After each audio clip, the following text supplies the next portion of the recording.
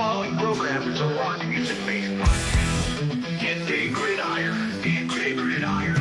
Now you've heard the best and worst of them, and now you're about to hear the first of them. The first to ever do it down under. We're here to steal your thunder, like the world's end down in Thunderdome. Welcome to our second home. All you need to know is Gday. This is Gday Gridiron.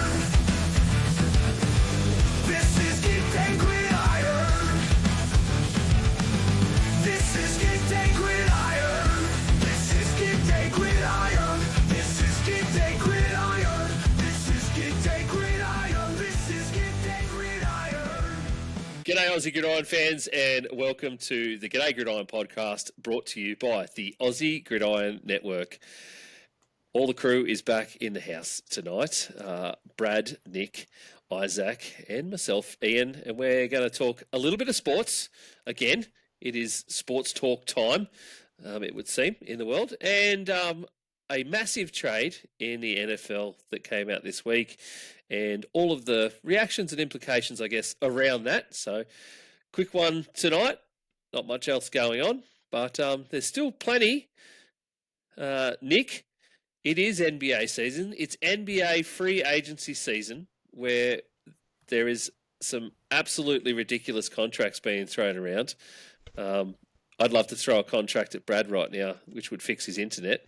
So if anyone is watching this on YouTube, which you should be, at Pastry Press NFL, you'll see Brad just constantly pop in and out tonight, because apparently the internet in the middle of Brisbane is absolute garbage on a Thursday night, but that's what it is. Yeah, Nick, you're the big resident basketball fan amongst all of us. I know Isaac is a bit, but we talk a lot NBA with Nick. Contracts are ridiculous right now. Eye-watering ridiculous. I was going to say, up in Queensland, they might be going through another cyclone or something up there. That might be the reason as to why he keeps popping in and out. No, it's that time of year in Queensland where it's just sunny and beautiful and everybody wants to be there. Everybody with Brad's internet wants to be there, apparently. Literally. Yeah. Yeah. Hi, Brad. He's here. He's returned for now.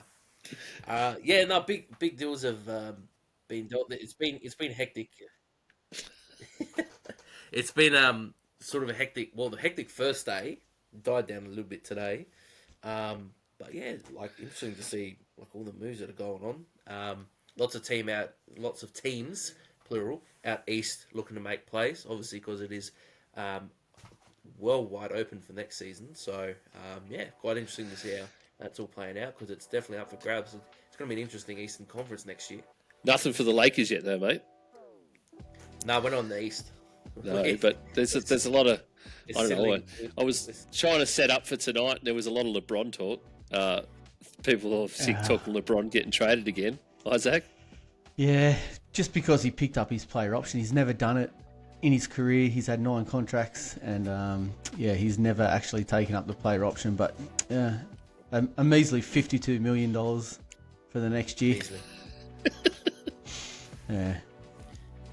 Just a measly $52 million. Yeah, that's right. Well, that sort of brings us, I guess, to a little bit of stuff on contracts. These ridiculous contracts for these NBA ones are just getting out of control. We got the big 4 for this year, and of course, I'm going to screw his name up completely, so the boys are going to have to help me. Just call him SGA. SGA, good point. SGA signs a absolutely ridiculous 4-year, $285 million contract, which puts him at, you can see there, a $72 million per year average value of his contract. That's what he's getting paid. $72 million per year to play basketball. Not bad, eh? Not bad. Not bad. And they're not even the biggest sport in America. Like, it's just insane. Yeah, that's the power. Look, that's the power of having a very strong players' association, I suppose. True, and I suppose there is less of them. There is less of them too, so that's the other part. Yeah, less of them too. That was going to be the other point I'll make. Obviously, their salary caps are still quite big, but in comparison to the amount of players in the NFL compared to the NBA, and it is a star-driven league, so yeah, sort of makes sense. Yeah, and you can see there, Jason Tatum and Jaylen Brown as well. Celtics signed them in consecutive years. God knows where the Celtics are getting money from. And, of course, Jokic, a couple of years ago, Nikola, just he signed a huge contract, 55 mil. He's still hanging around there, being a dude on the Nuggets. So, do you want me to just break down SGA's contract for you? I'll do that. So, $71.25 million per year, $5.94 million per month, $1.48 million per week, $868,000 per game, $212,000 per day, $840 per hour, $147 per minute, $2.45 a second. That is ridiculous. How much would you say per game? 800 and... Per game is 868,000. That's obviously based off every single game that OKC played during a regular season, right? 82 Probably games. All the 82 games, yeah. Yeah, all 82 games. That's and right. we already know that none of these guys play all 82 games. No, Because the NBA has a really bad habit of teams just resting players now. It's not the 90s anymore where they all played every single game and just didn't matter what state they were in. They just beat themselves up. They were, of course, on a lot of cocaine back then too, though. yeah, that doesn't take into account performance playoff enhancers games, all-star games as well. So that figure would drop a little bit with that. But Yeah, well, especially with OKC. Though they're pretty likely to be playoff bound again. Have to take something pretty miraculous and horrible for them not to get that way. yeah, that's right. And league MVP, he should be the highest paid player in the league. But for me, Yeah. Finals MVP, League MVP. Yeah, that's it. Makes sense, doesn't it? Yeah, it's all coming up SGA this year. There was some Aussies about in free agency in the NBA this season too. There's been a little bit of talk this week. So here's some of the boys, the Aussie boys that are in the NBA. Of course, there are some others, a lot of other guys, Australian guys in the NBA. But Dante Exum got a 1 year, $2.3 million contract back with the Mavericks. He's returning there. He signed a pretty good contract a few years ago with the Mavs. He was only limited to 20 games last season, but he's back with the Mavs for 1 more year. Josh Giddey, nothing yet from the Bulls. Isaac, you were telling me something earlier. They're waiting on someone. He's seeking a 5-year, $150 million contract. which is peanuts compared to what other people are getting paid. And a lot of it hinges on, Nick will probably know, the whole Damian Lillard thing being waived and where he's going to sign next. That I think the Bulls are waiting. They might be in the race for him, but I don't think he'll go there, to be honest. No. He'll go to a contender, hopefully, to try and get a ring. You're not going to be forking out a lot for a mid-30s coming off a major Achilles injury. At least not a multi-year deal. I'd be very surprised if he gets... Well, very surprised if he gets 2 years, I suppose, because Yep. The decline is definitely there. I'm not sure why Chicago would be waiting, because I've got no idea what the hell they're doing there. They've been No stuck one in does. purgatory since the 21st century's kicked around.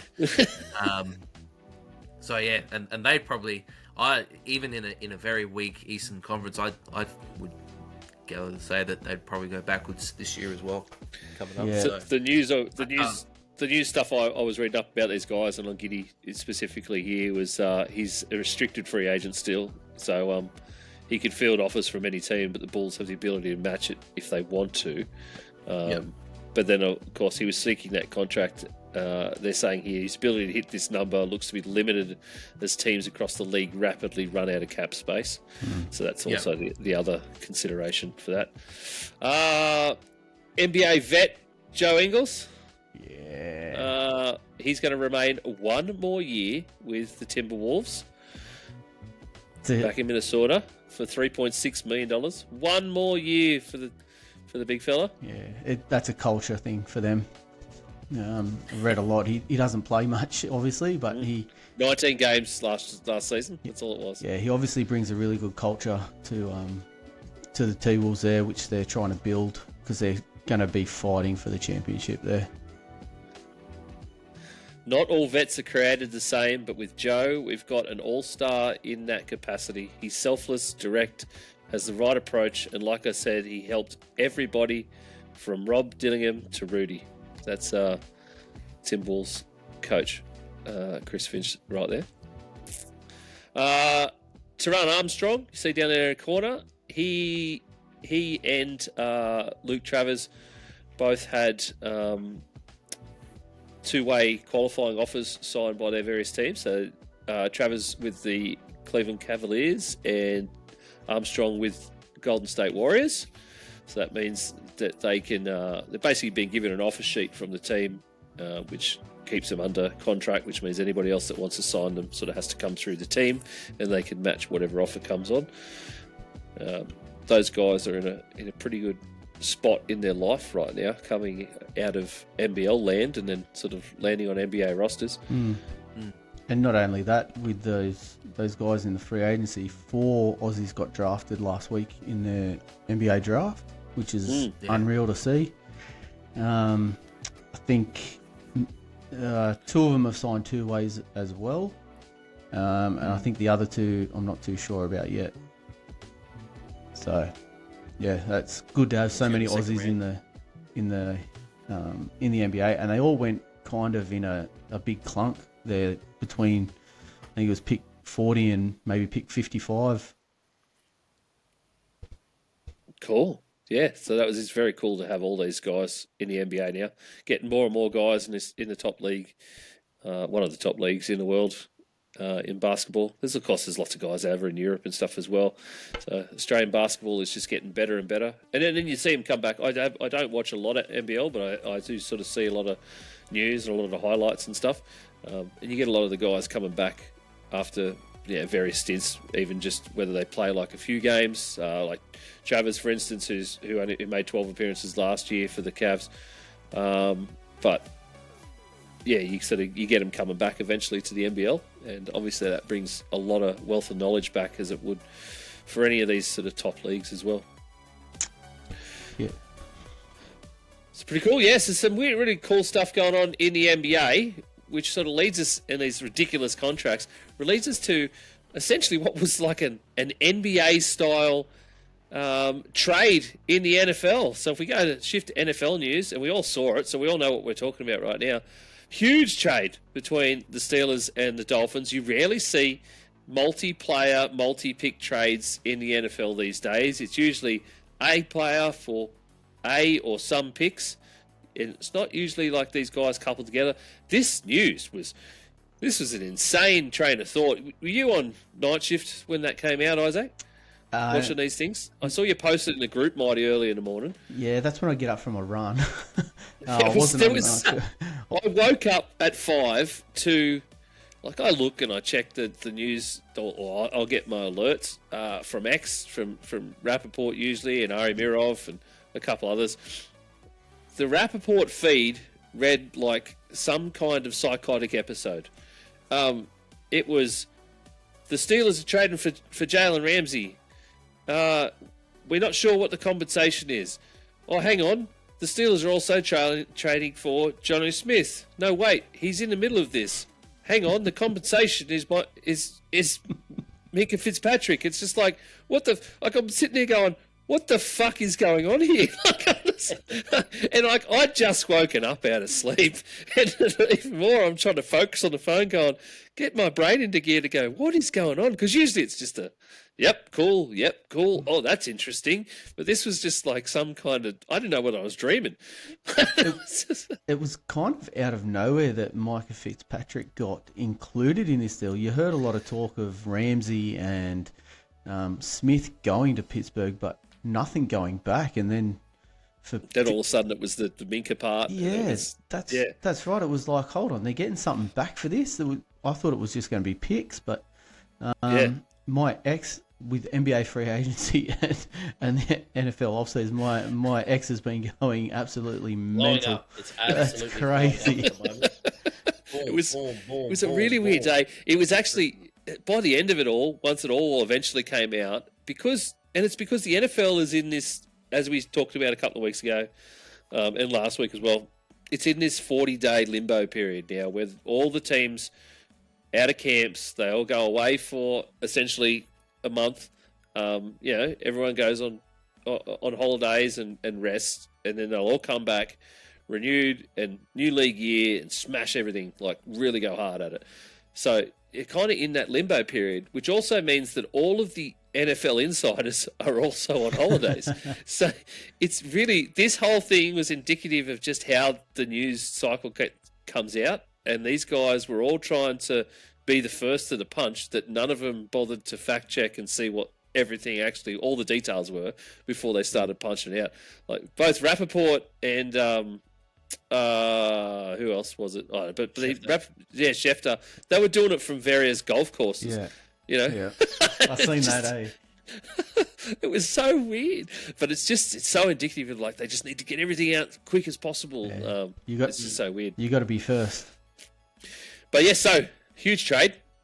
What are the details? Steelers get Jalen Ramsey and Jonnu Smith, and they pick up a 2027 seventh rounder from the Dolphins, and the Dolphins get back Minkah Fitzpatrick and a 2027 fifth rounder. So they essentially move upwards in the draft from where they were.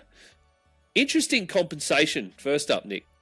I find the level odd. I don't know whether it balances out enough. Minkah Fitzpatrick is a sensational safety. He is just speed, which is like he's just a typical Dolphins player through and through with how they play their ball now.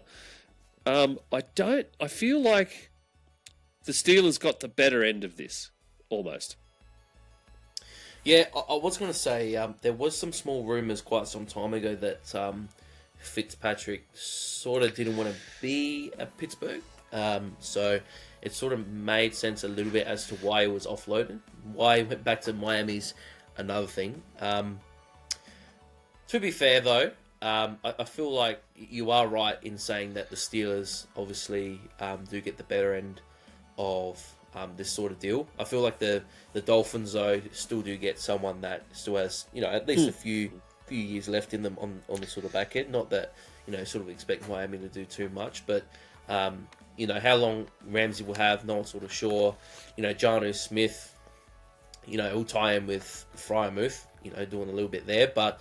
I think it's just sort of two teams that I'm not sure as to why Smith was included, maybe as a deal sweetener, but it seems like for Ramsey and Fitzpatrick at least, both sort of players didn't really want to be at either club, so it was just like they both were like, well, we'll solve each other's problems, and just go from there, like one player on the back end, and then whatever else in between.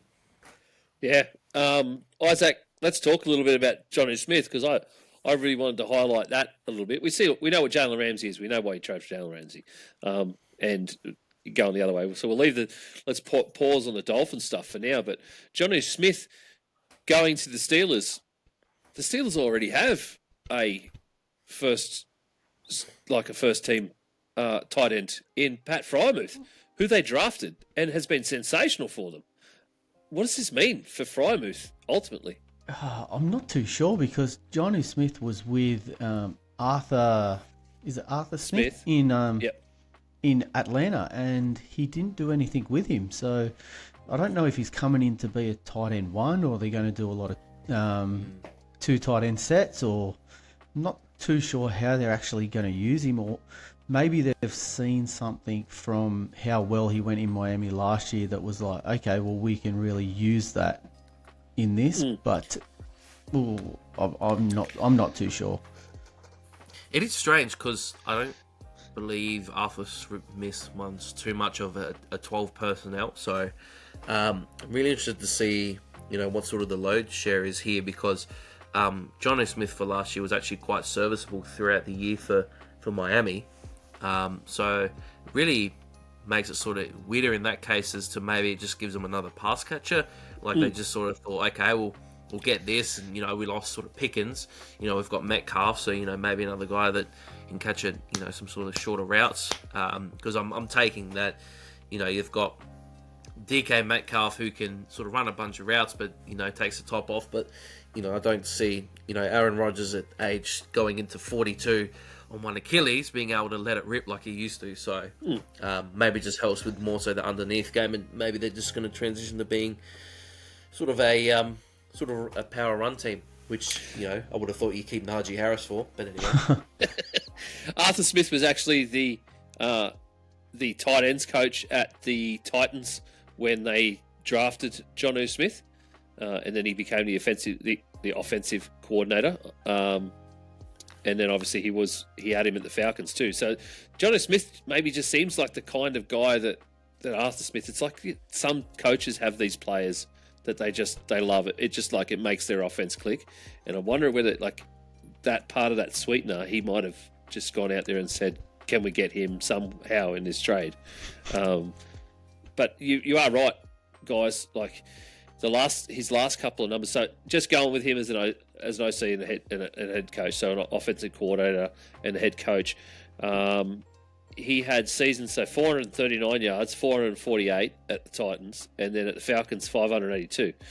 Yet last season, his receptions were up by 50 to 100% in some cases versus his previous production under Arthur Smith, and 884 yards and 8 touchdowns, which he hadn't achieved since 2020. So it's very odd to me. If he goes backwards, which he will, because now he's going to have to snap share with Frymouth, because Frymouth is also partly a pass catching tight end. So it's very odd to me. From someone who looks at tight ends a lot in the league, and I have done. I had to qualify that then in the league because I was going to leave that part off initially, and my brain just kicked into gear then. Thanks, Isaac. You're welcome. Because I kind of study them more because no one else really cares about them. And when we talk fantasy with the boys on the Aussie NFL Fantasy Show, Taylor and Maddie both have a very big dislike for tight ends, and I'm always like, I'll just do the research then and I'll come on and talk about them. So I've looked at them a lot, and yeah, these guys, they seem very similar, especially Frymouth coming out of college. So it's so you can tell it's confusing to me. It still is confusing to me. And that was my first big question when I saw the trade. I was like, what? The other interesting part is the Steelers gave more money to both Jonnu Smith and Jalen Ramsey in this trade. So they've upped their average year earnings, their base salaries for this season, which is very interesting because they are still in protracted contract extensions with TJ Watt. And that is out there, and TJ Watt is obviously asking for more money with every single right in the world to ask for more money because other pass rushers in the league have gotten a lot of money, like $40 million a year, for instance. And the Steelers seem to be really dragging their feet on someone who is arguably the sort of pillar of their defense. So I heard a bit today on social media about the TJ Watt thing where he wants to become the highest paid player outside of a quarterback in the NFL. So that's going to take him at the 40 million plus mark. And that in a meeting, the Steelers said, "You are lucky to be a Steeler." And he come back and said, "Well, you are lucky to have me." So I can't see him being there, to be honest. If contract talks are going like that, it's not a good sign. No, that's not a good sign. But I think the Steelers are going to quickly realise that they aren't a very young defense either, and they are relying a lot on TJ Watt's energy and his leadership. So it's crazy. The thing is that they'll look, if they take him to the market, he's obviously going to drag a lot of attention, and a lot of teams are going to go in a bidding war for him, even if he has got 1 year left because of the caliber of player he is. But yeah, the decisions that the Steelers have made on offense, no one's got any ideas about, and now it's transitioned, into let's potentially lose our best defensive player in a very long time. So What are they going to do? Are they actually intentionally trying to rebuild themselves? Like, I feel like that could be the reason. Like, they've been stuck in purgatory for so long. They're just like, okay, let's do as much as we can to burn this to the ground, and maybe. A lot of what they're doing though, a lot of what they're doing this season though doesn't say that either though. It's sort of why would you go and sign Aaron Rodgers? And yes, you get him for $10 million, but like he said he wants one last good season. So why go out and sign him? Why get DK Metcalf if you weren't trying to swing for the fences and change the 9-win narrative? So it just doesn't make any sense to then just piss TJ Watt off and move him away, because teams are reportedly lining up now after this and been almost badgering the Steelers with trade requests. So then I don't understand then what's the point in making those moves and then being in this position? Obviously then they turn around and they go, okay, now we're going to ship off George Pickens and now we're going to have a standoff with TJ Watt. Yeah, they're very odd decisions. Don't they? They just fly in the face of everything that makes sense. Is it to get Tomlin his not 500 record and then they can fire him at the end of the season? I think this is all coming from Tomlin. That's the worst part. Yeah. I think Omar Khan and Tomlin are still working hand in hand. I think that's the way they want it to be, but I just can't see the light at the end of the tunnel, especially when they got Will Howard, and the kid is sensational, and he could be your next quarterback, and hopefully he'll learn a lot from Aaron Rodgers. But he could be. Well, you're gonna have, if you end up with another Steelers sort of quarterback dynasty like we have, same as Green Bay, just kissed on the dick with quarterbacks, then it could be really good. But they have been in just limbo since Big Ben, so they've got to do something. So maybe Tomlin's the one taking the piss, probably going, see how much I can fuck up here before they fire me. maybe he's trying to push the voodoo and just going, how much can I just really push everything and still get 9 wins? Like, how far can I go before we don't get 9 wins? That's right. Maybe you could be right, Isaac. Maybe it is that. We see you, Mike Tomlin. We see you, Mike. Let's how about we talk about the Dolphins a little bit? So we haven't really talked about the Dolphins in all this. Obviously, Mika Fitzpatrick back to the Dolphins. They once drafted him, went away to the Steelers, or traded him away to the Steelers, and now he's back again. As I said, he'll be sensational in that defense. That defense was absolute hot garbage last year. So they've still got a long way to go though on defense to rebuild it into something.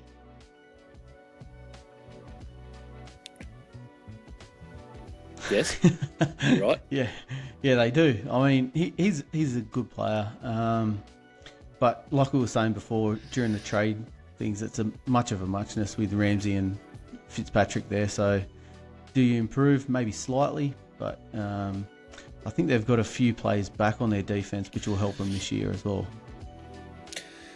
Getting rid of the tight end was interesting, because the first question I think we all said that day too was, well, they're going to need to do something at tight end now. So we all started speculating in group chat going, oh, this could be really good because this could be a spot for Kyle Pitts. Like, they could go out and try and chase these tight ends who are out there in limbo and going, yeah. What did they do, Isaac? What did they do? They went out and got someone out of retirement, a 32-year-old rapper, Darren Waller. They sure did. Darren Waller, after 1 year saying, 1 year after saying, I don't want to play in the NFL anymore and I want to become a rapper, has decided that he wants to play in the NFL as long as it's for the Miami Dolphins. So the Dolphins get Darren Waller and a 2027 7th round conditional 7th round pick, it should be, and they give up a 6th round pick for next year in next year's draft to the Giants for Darren Waller's contract. Does anyone know what the conditions actually are? Like, how... No, I haven't been able to find him yet, and that's the most interesting part. I haven't been able to find what's left on his contract. So what they're paying him. If it's higher than pick 245, it will be returned. Most conditionals are around playing time, etc. So that's going to be really interesting. But so it's got to do with football, not like 250 records sold or something. Yeah, it could do. It might. Maybe it's got to do with records. It could do. Who knows? If he catches more passes than albums released, then that's when they'll receive the pick. Maybe. It's very weird because there's I haven't been able to find anything firm on what the actual conditions are for that conditional pick. There are a few bits and pieces floating around in the internet, but nothing, like I said, absolutely confirmed. Everyone just starts talking about his record and all that sort of stuff. So, Well, I have heard. conditional. I'm just reading another one here. Yep. Sorry, go. I just have heard today that they're not done in the tight end department either. They're still talking around, so there might still be someone else coming in. Didn't they draft I someone? did as find the well? money finally. I found the money. 1 year, $5 million for Darren Waller. There you go. There you go. So maybe he ran out of money trying to make his album. Maybe that was the point. As if the bloke doesn't have enough money. He got how much when he, re-signed his last deal? Oh, he got like 34 million or Yeah. something, didn't he? That's what I mean. Around that mark. He blew through it pretty quickly then. And he cheated on Kelsey Plum. Silly boy. That's right, he did too. Yeah. So Kelsey Plum's a WNBA player, and she's quite a good-looking bird. And well, Well, he's a rapper. That's what comes with the course. Isn't it what par they for the do, course? right? Well, Yeah. As we've that's seen before, playing the game. NFL guys aren't overly smart. Isn't that what Stephon Diggs is trying to do? CTE kicking in. CTE loading. ESPN. So they've obviously got to go out and get another tight end. They can't just have Darren Waller as a tight end for the whole season. Who else do you reckon they could go out and get? I mean, we did throw out Cole Pitts because he seems to be on the outer at the Falcons. Yeah, as few names that were mentioned in that group chat. Cole Kmet, now that they drafted the Cole Kmet. There you go. Yeah, and there were a few other names. Maybe Frymouth ends up there. Who knows? That would have been amazing if they'd swapped Johnny Smith. Swapped for Smith and Frymouth. Imagine that. Nah, well, I think they drafted someone as well, but I don't know if, it depends on what they get out of him straight away. I'm looking at their depth chart at the moment. They've got Julian Hill, who's got 3 years in the league. Pharaoh Brown, who came from the Seahawks. He's had 8 seasons in the league. He's 31. Might be Tanner Connor you might be thinking about, actually, I think. I think that's No, it. he's had 3 seasons as well. He's 27. So, Lord knows what they're going to do. I at the still moment- reckon Pitts ends up there. It's got to be someone, doesn't What's it? his It has to value? be someone. But there's also What would be the his potential of like either Isaiah Likely or Mark Andrews. Like they've got 2 really good tight ends up there at Baltimore. They could try and swing for one of them. What would you give up? What would you have to give up for Kyle Pitts, do you think?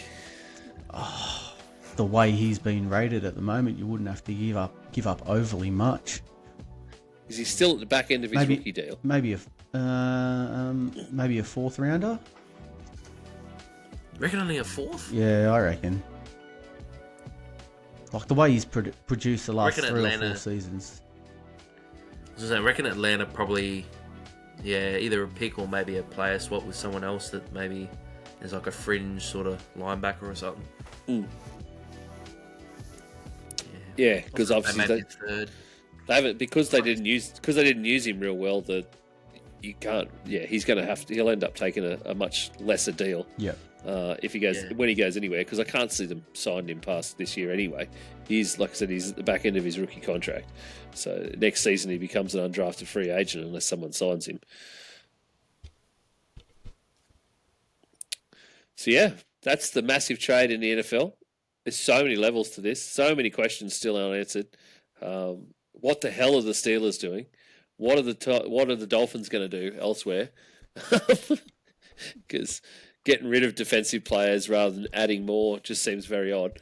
But Jalen Ramsey obviously didn't want to be there, so that was that. That's I think what surprised me the most. Like he was going to get traded you could have got him for peanuts, and they had to give up Fitzpatrick. It's crazy. Crazy. You boys got anything else around the league that's been sort of sticking out to you the last week? I just want to head back to the NBA talk because I've seen a few things today, and Nick, as our resident Lakers fan, that LeBron and Austin Reeves can't stand playing with Luka Doncic, and it's been about 15 to 20 games. It seems like the Lakers are an absolute basket case at the moment. How do you feel about how their free agency's going? Luca rubbing people the wrong way, I would have never, ever have thought that would happen. No. Well, this is a guy somehow that turned around Kyrie from his state, and then they loved him there, and then I don't know what's going on. I've got no idea. Honestly, I think the talk about LeBron leaving it's all rubbish. It's what it is. It's literally a play. He's been doing this the last couple of years where he's like, I might retire.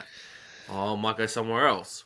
He's identified that we've got new ownership, money to spend. He's putting the onus back on us because the West is not as young. Those teams are getting better. Bit more seasoned, bit more experience. Look at OKC. The Timberwolves will be back there. You'll have a few other teams like the Spurs come through. Man, yeah. So he's identifying it, and he knows at least the teams that are coming out of the East. Are they going to be as good? So we'll see. DeAndre Ayton, is that good for you guys? I mean, it's an upgrade, but I'll leave it at that. Put it that way. I found. But we need another one though. Yeah. We need another one. We need another wing. We need 2 wings, and we probably need a defensive guard at least. Yeah. At the very least. So I found the Ayton thing really weird because it's another thing of player agent power. They just go out there, all right, do this, because now reports are coming out saying he was late to training, missing planes, all that type of stuff. He wanted to get out of Portland.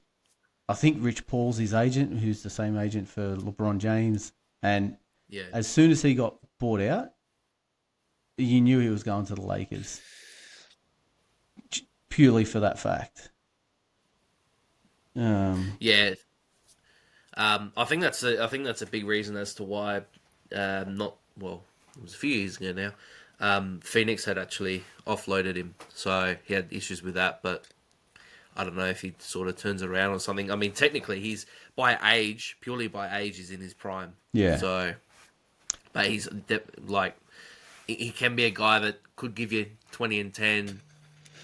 Solid here and there defensively. It's an upgrade from what we've got, but it's not setting any houses on fire. Yeah.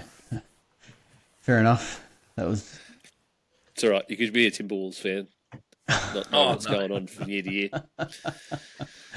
Just for Edwards, maybe. Oh, Edwards. Isn't he awesome? And Rudy. But I don't know why. It's one of these things in my life when I decided to go to be a fan of a team, like a town's or a city's sports teams. Oh, no. Just constantly question every decision I've ever made. And it's why I gravitate towards weird fandoms for other teams' players, like I do in the NFL. Like I've got this weird love of a lot of Buccaneers players and, it's stuff like that. It's just because it's not that my team is hot garbage. It'd probably be if I was a Giants or a Browns fan or a Jets fan, I'd probably be okay with myself because I could just bitch and whinge about it and just be living in sadness my whole life as a fan. But when you kind of I don't know, when you're on the edge the whole time, and then you get to the end of the season and it's like, Anna! And it's just like every single team when they all do it. So doing that for years. I know all of them. It's so dumb. It's so dumb. It's the weirdest thing when it doesn't matter if it's the Vikings, if it's the Timberwolves, If it's the Minnesota Twins, God will even just go to baseball. Like it's just, it's insane. Baseball, what a sport. Yeah, the Wild are terrible for it as well. God. What are they? Are they Hockey's- hockey? Okay. Yeah, hockey. Fair enough. NHL's so amazing to watch sometimes, but then when you're a Minnesota Wild fan, it's just ups and downs. It's not even like week to week ups and downs. Like the Vikings, I can be on a high one week. Well, yeah, great win. The next week we like play like garbage. No, in Wild games, it's like quarter to quarter. It's just like, what the fuck am I watching? Why am I doing this to myself? Anyway, is what it is. All right, cool. Well, that's the talk for today. Who cares? We've heard enough about me and Minnesota teams again. Me and my fascination for Midwest. Midwest. Yeah. He talked to me in Midwest accent and I'm done as well. Righto. Hit us up on socials. You know what? I sort of half thought of it during the week and I'm so scattered today because I'm going away on holidays tomorrow and we've still got to do all this packing and stuff, but I'd half thought of it during the week. I think we might end up taking a break next week because there is literally nothing to talk about in the sports world, and I'm going to be in the middle of Queensland, so I'm not keen on trying to figure out if I've got internet on a day. You can share So, your Brad's mobile data Brad's with still- Brad. Yeah, Brad's still figuring out his internet by then too. yeah. So the way Brad's going at the moment, and he's in Brisbane, and I'm going to be in North Queensland. I'm a bit worried about it. So, you'll be in Queensland too, Nick. Yeah, the hat We trick. didn't talk about it. How good's that? You'll be playing a game, boy. We will be. Now, this time next week, yeah, You'll be doing playing. 2 days for most of the week, and then on the Saturday, right into it. Yep. D- We'll be watching along. That's it. We'll be watching Where along. can we We'll watch post it? up- We will. They haven't posted anything yet, but I'm assuming ESPN? once it's released on oh, I wish. Actually, that might be detrimental for me. Probably I don't know when they release it on like Facebook or YouTube soon. Yeah. Yeah, when they But- they do, we'll post some links up on the socials. So yeah, you'll be able to find those on our socials at Gday Gridiron everywhere, or at Aussie NFL. Try it again. Or at Aussie Gridiron Network. See what I mean? Scattered as. Ian's ready for bed. Scattered as. Check it all out. Linktree/Aussie Gridiron Network. You'll find it all there. Apologies for this terrible pod tonight, but that's what you get. I hope it's In the I hope it's off-season. the worst 40 minutes of your day. I really hope Brad just chimes in right about now. That'd be great. So big. With his syphilis. Oh my god! All right, have fun. Be good to each other. See you later. We might see you next week if something ridiculous happens. How about that? Otherwise, see you in 2 weeks. Bye.